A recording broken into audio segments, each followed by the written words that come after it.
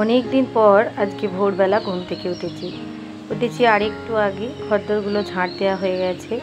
তো ভাবলাম তোমাদের সঙ্গে একটু প্রকৃতিটা শেয়ার করি। ভেবেছিলাম একবার ছাদে উঠবো, তারপর দেখলাম না, ছাদে এখন উঠতে গেলে দেরি হয়ে যাবে আর কি। এদিকে গাছগুলো আগে সারি। তো এই পাখির ডাক আওয়াজ বেশ ভালো লাগলো। সচরাচর তো ওটা হয় না, স্কুল এখন নেই বলে না, সকালে ঘুম থেকে ওটাই হচ্ছে না। এই যে এখন দেখছো 40 হয়েছে, 5টা উঠেছি, কিন্তু পাক্কা 5:15-তে। এই যে ঘর ঝাঁট দেওয়া হয়ে গেছে, এখন মুছছি। ওদিকে আমার বর, ছেলে মেয়ে সবাই ঘুমাচ্ছে, আর আমি আস্তে আস্তে টুকটুক করে কাজগুলো সেরে নিচ্ছি। এরপরে ঘরদোরগুলো সব মুছে নিয়ে স্নান সেরে নেব।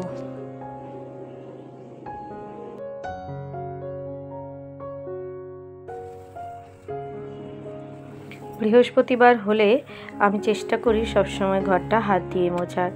যতই ওই বালতি দিয়ে ঝুড়ি দিয়ে লাঠি দিয়ে টানি না কেন, হাত দিয়ে মুছে যে পরিষ্কারটা ঘরের মেঝেটা হয়, সেটা কিন্তু ওই লাঠি বালতিতে হয় না, আমি দেখেছি। আর আমার যেহেতু কোমরে প্রচণ্ড ব্যথা, ওই জন্য বারবার ওঠা নামা করতে পারি না, লাগে। ওই জন্য এরম বসে বসেই পিছন হেঁটে হেঁটে ঘরটা মুছে কমপ্লিট করি।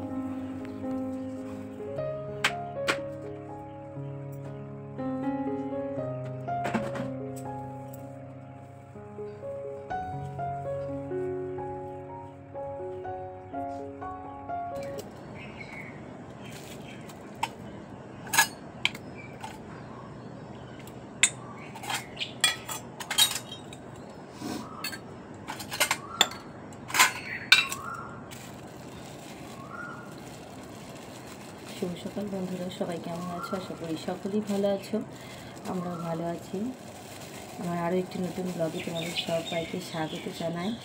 আজকে হলো বৃহস্পতিবার, আর 27 তারিখ, 27 হবে 27 তারিখ। তো এখন বাজে, সকালে তোমাদের একটুখানি দেখালাম শুরুতেই যে ঘর মুছে উঠেছি 5:10-15, আর এখন বাজে ওই 6টা বাজতে যাচ্ছে, এখনো পুরোপুরি 6টা বাজেনি। আস্তে আস্তে কথা বলছি, কারণ এখনও কেউই ওঠেনি। প্রকৃতিটাও তোমাদের সঙ্গে শেয়ার করলাম। কোথাও কেউ লোকে হয়তো ঘরে উঠে পড়েছে, যেমন চুনু চেঁচাচ্ছে এখান থেকে, ওদের এখনও বার করিনি। এখন আমার ছেলে মেয়ে বর ঘুমাচ্ছে, কিন্তু আমি ঠাকুরের বাসনগুলো মাজছি বলে একটু আস্তে আস্তে বলছি। পুজোটা করে নিয়ে কমপ্লিট করে ওদের ডাকবো। আর আজকে একটা জায়গায় যাওয়ার কথা আছে, তাই এত সকাল সকাল ওঠার কারণ। দেখি ঠাকুর কত দূর, ঠাকুরের স্থান যাওয়ার ইচ্ছা আছে। এবার রাত্রিরেই ঠিক হলো, খাবার খেতে খেতে কাল রাত্রিরেই ঠিক হয়েছে। তো দেখি ঠাকুরের টান কত দূর, চেষ্টা করবো তাড়াতাড়ি করার, একটু দূর যেহেতু, ওই জন্য ঠাকুরের বাসনগুলো মেজে নিই। সকাল সকাল উঠেছি, আর সকাল সকাল উঠে জানো তো কাজ করতে বেশ ভালোই লাগে। এই যে সতেজ হাওয়া চালাচ্ছে,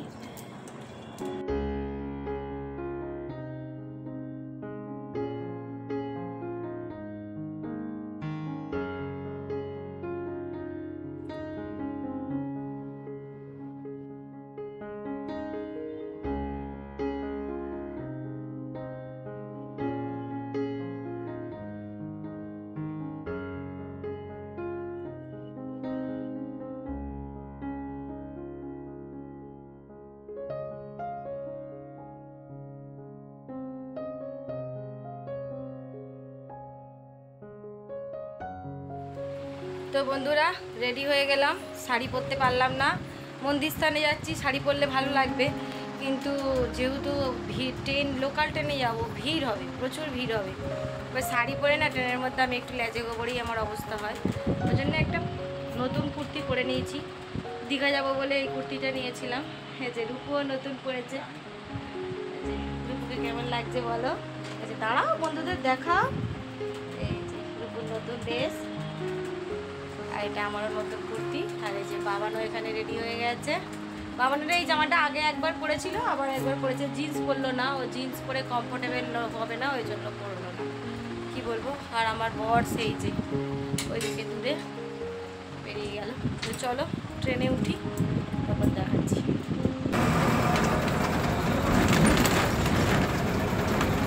তো বেরিয়ে পড়লাম আমরা আমাদের যাওয়ার উদ্দেশ্যে। আসলে আমরা যাব আজকে চাকলা ধাম, লোকনাথ বাবার মন্দিরে। ভিডিও শুরুতে তো তোমাদের দেখিয়ে দিয়েছি। এখন আমরা ক্যারি রোড অবধি বাইকে এসে তারপর ক্যারি রোড থেকে আমাদের শিয়ালদার বাস ধরে নিয়েছিলাম। শিয়ালদায় এখন নেমে পড়েছি, নেমে এই হাঁটা দিচ্ছি। তবে আজকে বাসটা একটু উল্টো দিকে নামিয়েছে। এবার এখান দিয়ে হয়তো অফিস টাইম যারা অফিসে যাতায়াত করে, এই জায়গাটা প্রচুর আর কি ভিড় ছিল। আর আমার ছেলে বলছে, মা দেখো এখনই লোক সকালবেলা সব স্ট্রিট ফুড খেতে বসে গেছে। আমি মানে আসলে যারা রোজ অফিস টাইম জার্নি করে তাদের তো হয়তো বাড়িতে রান্নার সিস্টেম নেই, তাই এখানে এসেই খাওয়া দাওয়া করে একেবারে ট্রেন ধরে গন্তব্যস্থলে যায়। এই যে একেবারে শিয়ালদা স্টেশনে এসে গেলাম।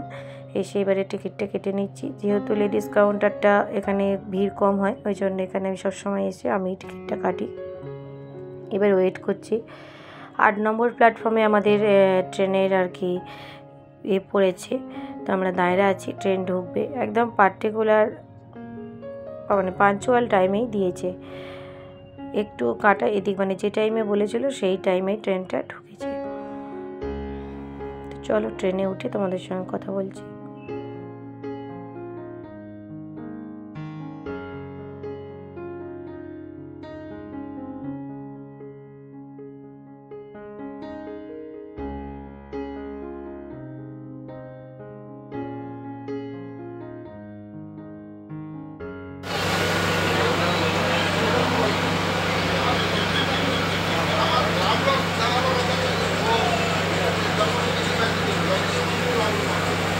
ট্রেন এখনো ছাড়েনি বন্ধুরা, মেয়েদের খিদে পেয়েছে,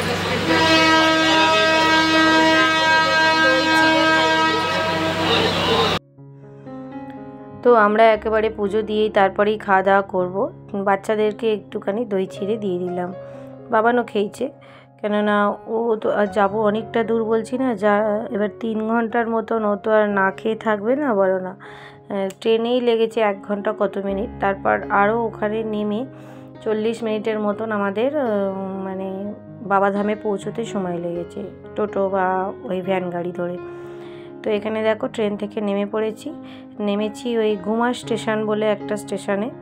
14-15টা স্টেশনের পর শিয়ালদা থেকে তারপর কিন্তু ঘুমা স্টেশন পড়ে। তা ওখানে নেমে আবার রাস্তা পার হয়ে এদিকে এসে নয় অটো যাচ্ছে, এই টোটো যাচ্ছে, বা এই ভ্যানগুলো যাচ্ছে, ভটভটি ভ্যান।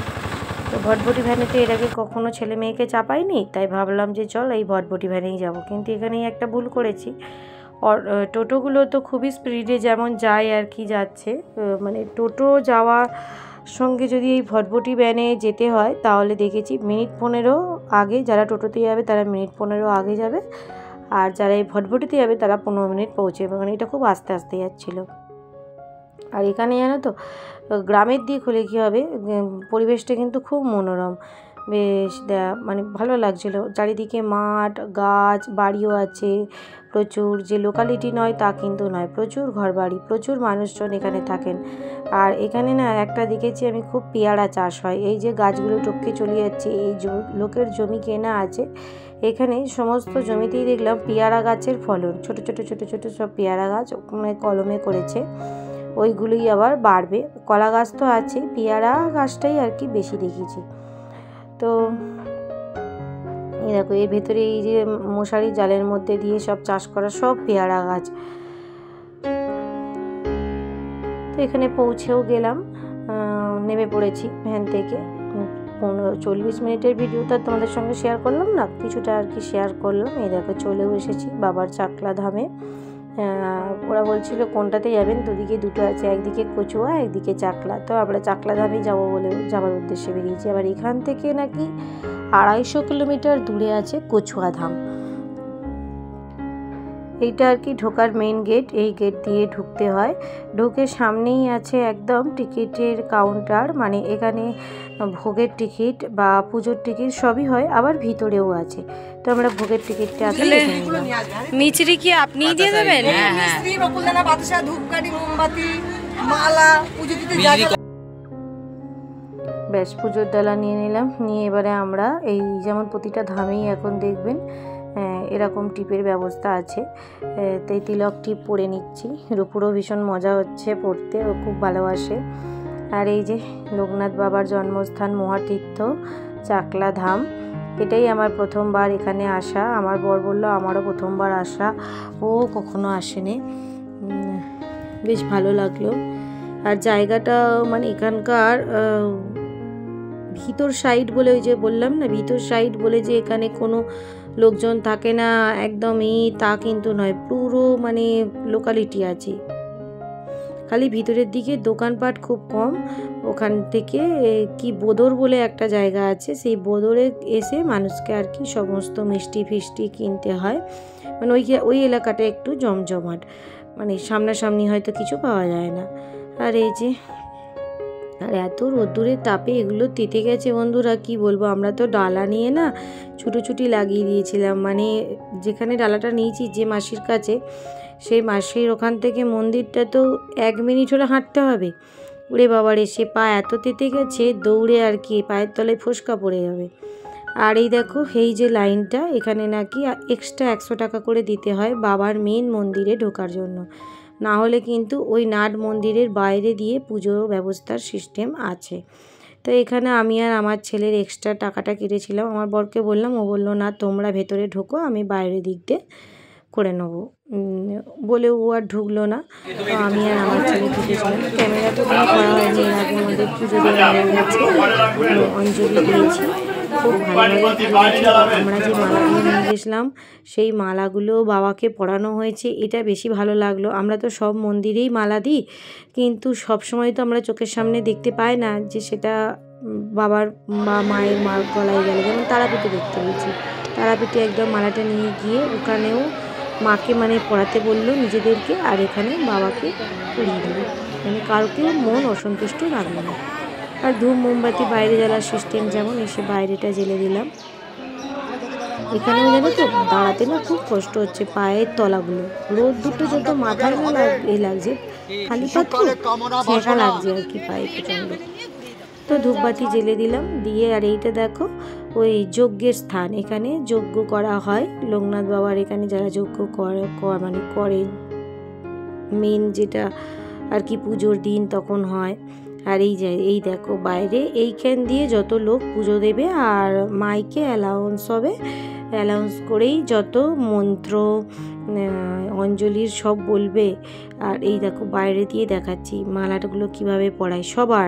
আমরা যে পুজো দিলাম আমাদের মালা হয়তো আবার খুলে দিল, দিয়ে আবার যারা পুজো দিতে ঢুকেছে তাদের মালাগুলোকে আবার পরিয়ে দিচ্ছে। সবার মালা বাবাকে গলায় দেওয়া হয়, এটা আমার খুব ভালো লেগেছে। আর একটা জিনিস দেখেছি, সেটা একটু পরে তোমরা নোটিস করবে, বলছি দেখো। এই যে এখানে আমার মেয়ে এখন দুষ্টু করছে, পড়লে তো কিন্তু টাকটা তো ফেটে যাবে।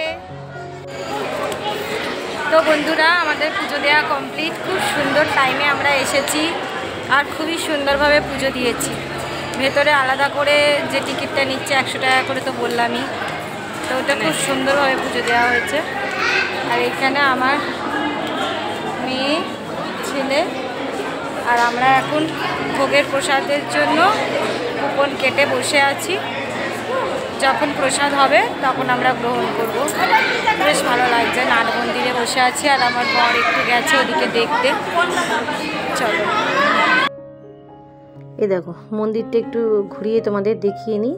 এই যে এখানে লোকনাথ বাবা আর ওনার বন্ধু আছেন পিছনে, মানে যখন ওনারা সন্ন্যাস গ্রহণ করেছিলেন একসাথে। তারপরে শ্রী তৈলঙ্গ স্বামী মানে লোকনাথ বাবা যার কাছে দীক্ষা নিয়েছিলেন, দাঁড়াও দেখাচ্ছি।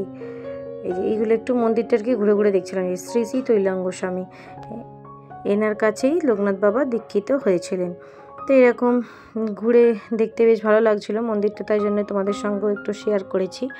আর ওটা যেটা বললাম, আর একটা জিনিস, লোকনাথ বাবার মেইন যেটা পুজো যেখানে হচ্ছে সেখানে আমি দেখলাম, আমি যতটুকু সময় ছিলাম তার মধ্যে বাবার বস্ত্র কিন্তু 2 থেকে 3 বার পরিবর্তন করা হলো। আমি যখন গেলাম হলুদ বস্ত্র ছিল, তারপরে মাঝখানে সাদা বস্ত্র দেখলাম, তারপরে আবার একটা বেনারসের মতন শাড়ি নীল বস্ত্র দেখলাম। বাবাকে আর কি বারবার বস্ত্র পরিবর্তন করছে, হয়তো যারা দেয় সেই বস্ত্রগুলোই মানে হয়তো পরায়, কারণ বারবার তো ঘর বন্ধ করে দিচ্ছে, দিয়ে তারপরে করছে। তো এটা আমার খুব ভালো লাগলো। তো আমরা এখন কোথায় যাচ্ছি মা? প্রসাদ খাওয়ার জন্য আসছি। এখানে বাচ্চা আছে।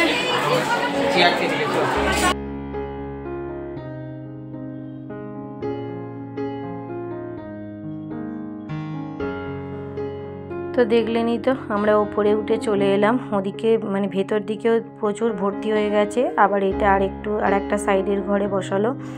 একসঙ্গে মনে হয় 2 থেকে 3 হাজার লোক প্রসাদ গ্রহণ করছেন। এই যে প্রথমে দিয়েছিল একটুখানি খিচুড়ি ভোগ আর ওই কুমড়োর তরকারি, তারপরে তোমার দিয়েছে পোলাও, আলুর দম, চাটনি, পাঁপড়, পায়েস। অপূর্ব ভোগের টেস্ট, খুব সুন্দর ছিল। এইবারে বসে আছি, বসে বসে একটু মন্দিরের সামনেটা দেখছি ভালো করে তুলছি। আর এই যে গাছতলায় বসে আছি, আর এখানে আমার মেয়ে এই ছোট ছোট আমগুলো কুড়াচ্ছে। এইগুলো কি বলতো, এগুলো কি কুড়াচ্ছিস বলতো রূপু? এগুলো হলো লিচুর মুকুল ঝরে যাচ্ছে, দেখো ছোট্ট ছোট্ট লিচু। খাওয়া দাওয়া হয়ে গেছে, গাছতলায় একটু বসে আছি। আর এই যে প্রসাদ পার্সেলও দিয়ে দিয়েছে। আমার ছেলে তো ওখানে শুয়েই পড়েছে, আর এখানে রূপু খালি ওই ঘুরিয়ে যাচ্ছে। কি ভালো লাগছে, একটু রোদটা পড়ুক, বেরিয়ে পড়বো বাড়িতে। তো এবারে বেরিয়ে পড়বো, ভেবেছিলাম রোদ্দুরটা পড়লে বেরোবো, কিন্তু 3:10 আবারও একটা ট্রেন আছে বাবান বলল, হাবড়া লোকাল। তা ওই জন্যে বললাম যে না, চলেই যাই, কারণ যেহেতু লং ডিস্টেন্স, যেতে টাইম লাগবে।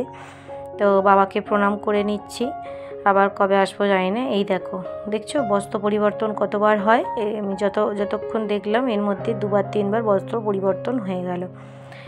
তো জয় বাবা লোকনাথ, সবার মঙ্গল করো বলে এবার আমরা বাড়ির উদ্দেশ্যে রওনা দিলাম। আর এইখানেও যেমন প্রতিটা জায়গায় আর কি ওই খেলনা থেকে ঠাকুরের স্থানে যা যা বিক্রি হয় সেই সবই বসেছে, কিন্তু এটা দেখার সময় পাইনি, যেহেতু ট্রেনটা তাড়াতাড়ি, ওই জন্য তাড়াতাড়ি করে যাওয়ার সময় যতটা ক্লিপিং নেয়ার তোমাদের সঙ্গে শেয়ার করে দিয়েছি। তাহলে চলো বন্ধুরা, আমার আজকের ভিডিওটা এই পর্যন্তই। সবাই ভালো থেকো, সুস্থ থেকো। আর আমার আজকের ভিডিওটা কেমন লাগলো প্লিজ একটি লাইক কমেন্ট করে দিও। আর আমার চ্যানেলে যদি নতুন বন্ধু হয়ে থাকো তাহলে অবশ্যই আমার চ্যানেলটিকে সাবস্ক্রাইব করে দিও। টাটা বন্ধুরা।